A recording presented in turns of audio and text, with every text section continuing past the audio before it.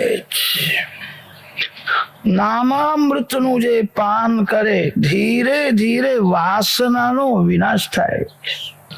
ભગવાનના નામનો જપ કરતા જરા પણ ત્રાસ નથી. એક પૈસાનો ખર્ચો નથી.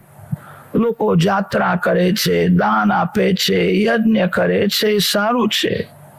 અતિ ઉત્તમ તો એ છે પ્રેમથી ભગવાનના નામનો જપ કરે. જે પરમાત્માના નામનો જપ કરે છે એને ભગવાનનો આનંદ મળે. જે બહુ પ્રેમથી ભગવાનના નામનો જપ કરે છે એને ભગવાન મારી સાથે છે એવો અનુભવ થાય. 1000-2000 રૂપિયા હાથમાં હોય ને તો માનવ પોતાને સુખી સમજે છે, મારી પાસે રૂપિયા છે. પૈસો હાથમાં હોય તો માનવ સુખી માને છે. પરમાત્મા જયારે હાથમાં આવશે ત્યારે તમને કેવો આનંદ મળશે. જે બહુ પ્રેમથી ભગવાનના નામનો જપ કરે છે ભગવાન એના હાથમાં આવે. નામમાં પ્રેમ થાય તો નામ છૂટે નહીં. નામમાં પ્રેમ નથી અને તેથી જ ભગવાનનું નામ છૂટી જાય છે. 5-10 મિનિટ ભગવાનનું નામ છૂટે તો દુઃખ થવું જોઈએ.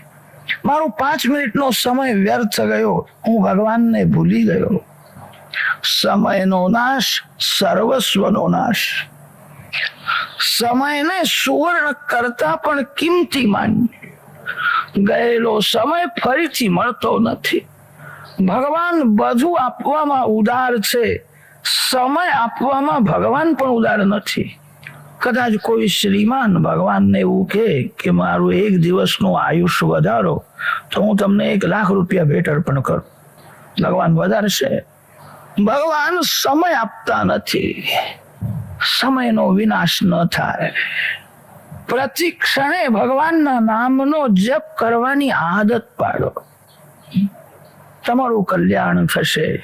તમને બહુ શાંતિ મળશે. હવે આ ભયંકર કલિયુગ આવે છે. આ કલિકાળમાં આપણા માટે હવે બીજો કોઈ ઉપાય દેખાતો નથી. લોકો પુસ્તકો વાંચીને જ્ઞાની થાય છે, જ્ઞાનની વાતો કરે છે. જ્ઞાન પચતું નથી, જ્ઞાન ટકતું નથી. વૈરાગ્ય પાત્ર હોય તો જ જ્ઞાન ટકે છે. વૈરાગ્ય વિના જ્ઞાન ટકશે નહીં. જ્ઞાનને મેળવવું બહુ કઠણ નથી. સર્વકાળ જ્ઞાનમાં સ્થિર રહેવું કઠણ છે. કલિયુગનો માનવ યોગી થઈ શકે નહીં. યોગની વાતો ભલે કરે. આપણા શાસ્ત્રોમાં એવું લખ્યું છે જેને ભોગમાં શક્તિનો વિનાશ કર્યો છે એ યોગી થઈ શકે નહીં. જેને શક્તિનો સંગ્રહ કર્યો છે, શાસ્ત્રોમાં એના માટે શબ્દ આવે છે ઉર્ધ્વરેતા. જે શક્તિનો અતિશય સંગ્રહ કરે છે એને ઉર્ધ્વરેતા કહે છે. જે ઉર્ધ્વરેતા છે એ જ યોગાભ્યાસ કરી શકે. જેણે ભોગમાં શક્તિનો વિનાશ કર્યો છે એ યોગી થઈ શકે નહીં. અને યોગી થવાનો પ્રયત્ન કરે તો રોગી થઈ જશે. આપણા માટે યોગ માર્ગ બહુ ઉપયોગી નથી. જ્ઞાન માર્ગ ઉપયોગી નથી. વર્ણાશ્રમ ધર્મની મર્યાદા હવે છિન્ન ભિન્ન થવા લાગી. મન બહુ બગડ્યું છે. જગત બહુ બગડ્યું નથી, મન હવે બહુ બગડવા લાગ્યું છે. જગત બગડ્યું હોય તો જગતને કોણ સુધારી શકે? જગતને સુધારવું અશક્ય છે. તમે તમારા મનને સુધારી શકો છો. જેને મનને સુધાર્યું છે એને જગતમાં બગડેલું કઈ દેખાતું જ નથી. જેણે પોતાનું મન અતિ શુદ્ધ રાખ્યું છે, જેનું મન ગંગાજળ જેવું શુદ્ધ છે, એને જગતમાં પરમાત્મા જ દેખાય. મન મલિન છે અને તેથી ભગવાન દેખાતા નથી, જગત દેખાય. મનને શુદ્ધ કરવા માટે હવે બીજો કોઈ ઉપાય દેખાતો નથી. ભગવાનના નામનો જ આધાર છે. ભગવાન દેખાતા નથી તે ભગવાનની ભક્તિ કેવી રીતે કરશો? નિર્ગુણ નિરાકાર ભગવાન આંખથી દેખાતા નથી. નિર્ગુણ નિરાકાર બુદ્ધિથી અનુભવાય છે. નિરાકાર હાથમાં આવતા નથી, નિરાકાર આંખને દેખાતા નથી, નિરાકારની કોઈ પૂજા કરી શકે નહીં, નિરાકારને કોઈની દયા આવતી નથી. નિરાકાર ભગવાન આપણા માટે બહુ ઉપયોગી નથી. સાકાર ભગવાન દેખાય છે, સાકારની પૂજા થાય છે, સાકાર ભગવાન બહુ દયાળુ છે, સાકાર ભગવાન દેખાતા નથી. લોકો કહે છે ભગવાન ક્યાં છે, ભગવાન દેખાતા નથી. ભગવાન દેખાતા નથી એનું કારણ એ છે ભગવાનનું તેજ સહન કરવાની માનવમાં શક્તિ નથી. ખરેખર ભગવાનને દયા આવે અને પ્રત્યક્ષ શંખ ચક્ર ગદા પદ્મધારી નારાયણ પ્રગટ થાય, આપણા જેવો સાધારણ માનવ પ્રભુનું તેજ સહન ન થવાથી મૂર્છામાં પડશે. ભગવાનના હાથમાં જે સુદર્શન ચક્ર છે એનું તેજ દેવોને પણ સહન થતું નથી એવું લખ્યું છે. માનવ શું સહન કરી શકે? પ્રભુનું તેજ સહન કરવાની માનવમાં શક્તિ નથી અને તેથી ભગવાન દર્શન આપતા નથી. સગુણ સાકાર ભગવાનને દયા આવે છે, એમની પૂજા થાય છે, કૃપા કરે છે, પણ એ દેખાતા જ નથી.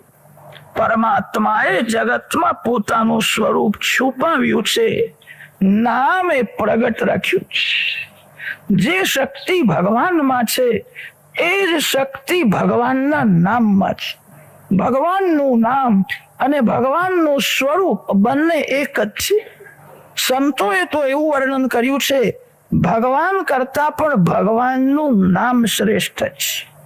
જેને ભગવાનમાં દર્શન થયા નથી એ પાપ કરે તે શું આશ્ચર્ય છે.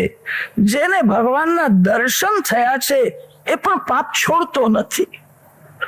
દુર્યોધનને દ્વારિકાનાથ શ્રી કૃષ્ણના દર્શન થયા હતા. દુર્યોધનને ભગવાન સમજાવવા માટે ગયા હતા. દુર્યોધનનો સ્વભાવ સુધર્યો નહીં, દુર્યોધને પાપ છોડ્યું નહીં. રાવણને રામચંદ્રજીના પ્રત્યક્ષ દર્શન થયા હતા તો પણ રાવણની બુદ્ધિ સુધરતી નથી. રાવણ રામ સાથે યુદ્ધ કરે છે. યોગ્ય તો એ હતું રામ દર્શન કર્યા પછી રાવણની બુદ્ધિ સુધરે, રાવણ શરણમાં આવે એ જ યોગ્ય. રાવણ શરણે આવ્યો નહીં, રાવણની બુદ્ધિ સુધરી નહીં. રાવણ અને દુર્યોધન તો મરી ગયા છે પણ આ કલિયુગમાં એમનો વંશ બહુ વધી ગયો છે. રાવણ જેવા ઘણા પાકે છે, દુર્યોધન જેવા ઘણા ઉત્પન્ન થાય છે. ભગવાનના દર્શન કરે છે છતાં બુદ્ધિ સુધરતી નથી. રાવણ અને દુર્યોધન રામ નામનો કૃષ્ણ નામનો જપ કરે તો સુધરે. એને ભગવાનના દર્શન તો થયા પણ એ ભગવાનના નામનો જપ કરતો નથી. ભગવાનના નામથી જે ભગવાનનું સ્વરૂપ પ્રગટ થાય છે એ જ સ્વરૂપ પાપ કરતા અટકાવે છે. ભગવાનને નામથી પ્રગટ કરો. ભગવાનના નામમાં ભગવાનનું સ્વરૂપ પ્રગટ કરવાની શક્તિ છે. તેથી સંતોએ માન્યું છે ભગવાન કરતા પણ ભગવાનનું નામ શ્રેષ્ઠ છે. ભગવાનનું સ્વરૂપ જલ્દી દેખાતું નથી. કદાચ કોઈને દેખાય એ સ્વરૂપને કોઈ પકડી શકે નહીં. તમે નામને પકડી શકો છો. જ્યાં નામ છે ત્યાં જ ભગવાન છે. જ્યાં નામ છે ત્યાં ભગવાનને પ્રગટ થવું જ પડે છે. સંસારના બધા નામ અને રૂપ મિથ્યા છે. સંસારના નામ રૂપ બદલાય છે, ભગવાનનું નામ રૂપ બદલાતું નથી. ખેતરમાં હોય ત્યારે લોકો કહે છે કે શેરડી બહુ સારી છે. શેરડીને યંત્રમાં નાખીને એનો રસ કાઢે છે. રસ કાઢ્યા પછી એને શેરડી કોઈ કહેતા નથી. શેરડી નામ ગયું. લોકો કહે છે રસ બહુ સારો છે. રસને ગરમ કર્યો અને એનો થયો ગોળ. હવે લોકો રસ નામ ગયું, લોકો હવે રસ કહેતા નથી. હવે કે છે ગોળ બહુ સારો છે. ગોળ લાડુમાં નાખ્યો, લાડુમાં ગોળ મળી ગયો, પછી લોકો એને ગોળ કહેતા નથી. હવે લાડુ થઈ ગયો, નામ બદલાઈ ગયું. લાડુ પેટમાં ગયો, પેટમાં ગયા પછી લાડુ રહ્યો નહીં, પછી તો વિષ્ઠા. નામ બધા બદલાય છે. જગતના નામ રૂપ ક્ષણે ક્ષણે બદલાય છે. ભગવાનનું નામ, ભગવાનનું સ્વરૂપ બદલાતું નથી. ભગવાનનું સ્વરૂપ નિત્ય છે, ભગવાનનું નામ પણ નિત્ય છે. પરમાત્માના નામ સાથે પ્રેમ કરો, તમારું પાપ છૂટશે. માનવ પુણ્ય કરી શકે છે, પાપ છોડી શકતો નથી. પુણ્ય કરવું બહુ કઠણ નથી, પાપ છોડીને ભક્તિ કરવી બહુ કઠણ છે. લોકો ભક્તિ કરે છે અને પાપ પણ કરે છે.